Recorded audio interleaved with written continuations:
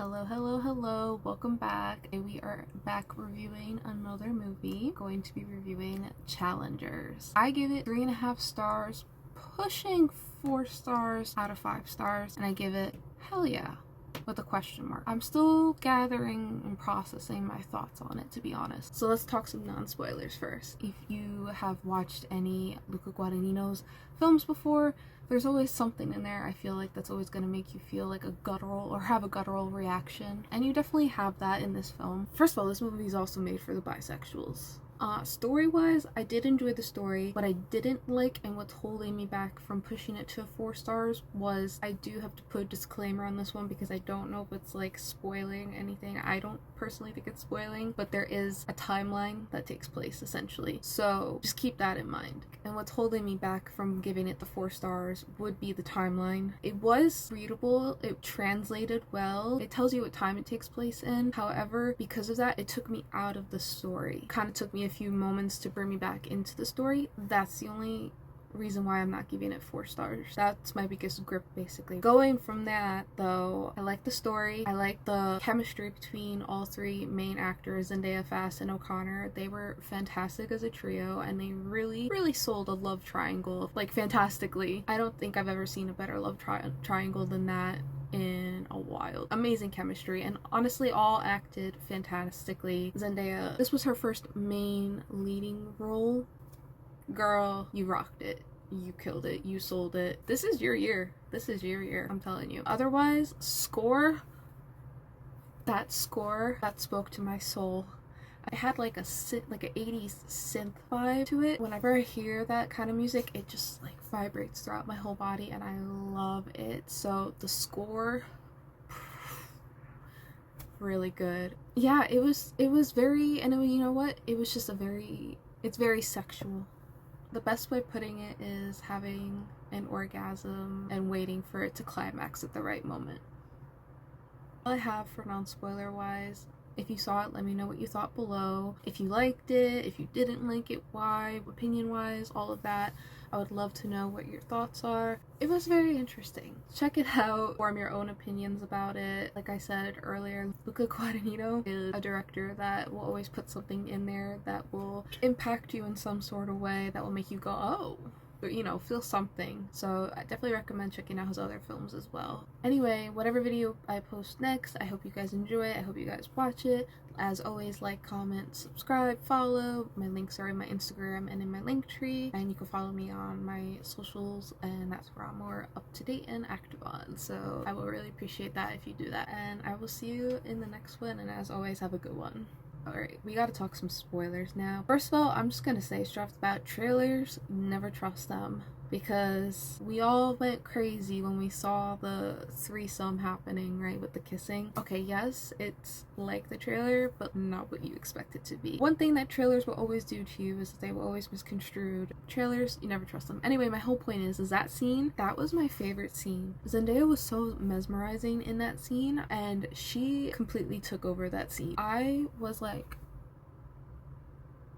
but this movie's definitely for the bisexuals. When she was making them kiss, I was like, I see what you do. And then when she lays back and we get the little, and in the trailer you're gonna assume that they're gonna have sex, you know, but they don't. But she's just sitting there smirking and watching the two of them kiss, and I'm like, girl, you are a homewrecker. You knew what you were doing, and she got the satisfaction from it. That's the whole point, though, is that from that moment it just like trajectory everything from there on. The way I read it is that, like I said earlier, it was one big orgasm just waiting to be released at the right moment, and we get that when Zendaya screams, "Come on!" That's like her release. She does it twice. The first time, so when Tashi is playing the girl in the beginning, Patrick and Art are watching her play. They like it a lot, you know. It's very intense, so intense, with like the close-ups of the grunting, the sweating, because tennis can be very sensual and sexual without touching another person's body if you're gonna talk sports wise, you know. And they do,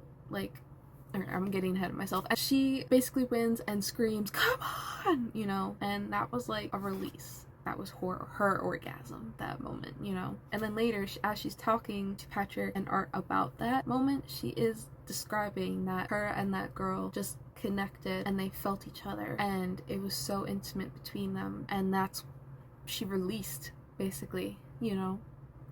And to me, that was the whole point of the movie.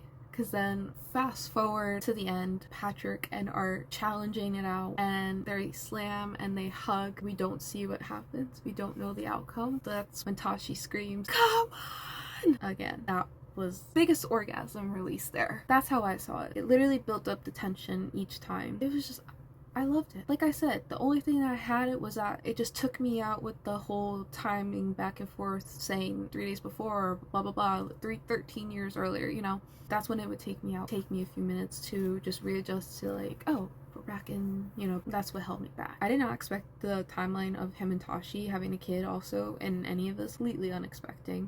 I was like, oh, I didn't even think that there was going to be a marriage also in any of this throughout this movie. So that was very, very interesting. Which, going back to Zendaya, she said, doesn't want to be a homewrecker. Girl was a homewrecker. Tashi knew what she was gonna potentially do.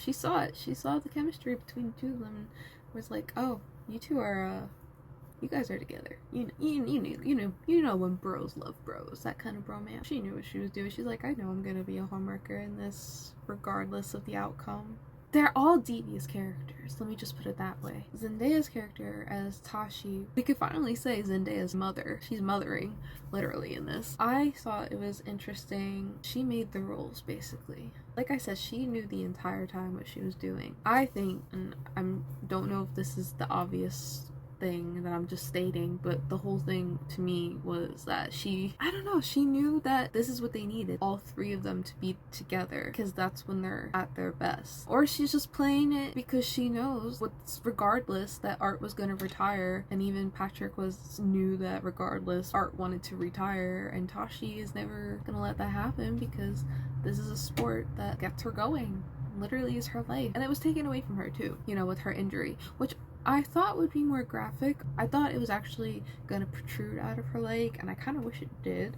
I was kind of expecting it, but whatever. Anyway, whole point is that Tashi's character was just playing the game. She knew what she wanted from the beginning. I think she wanted both of them from the start, the connection between them from the beginning, and she was drawn to it. You don't even see sex. That's the thing. It's the tension, the sexual tension that's always being built up.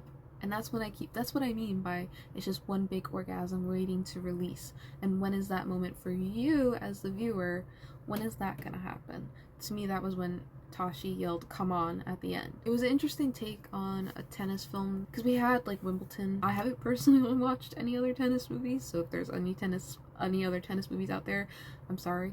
They showed the intimacy. There is an intimacy dynamic, and even like Tashi describes that you and that one player, it's you and them. You block everyone else out, and it's you and them. No physical contact, but it's still so intimate. And the way Luca Guadagnino was able to do that in a beautiful way was very, very impressive. It's not your typical sports movie at all, which I love. It was sex, passion, sweaty love with the question mark, and just a sensualness to it throughout it all that was just waiting to, like I said, explode. I'm definitely gonna rewatch this. It's one that I'm gonna want to rewatch a couple of times to gather my full thoughts on it. I feel it's something that I need to see more than just once to fully let it soak in my brain, to fully, you know what I mean. I think you should see this at least at some point. I think it's a very good film. I think Luca Guadagnino is stepping his game up every film, honestly.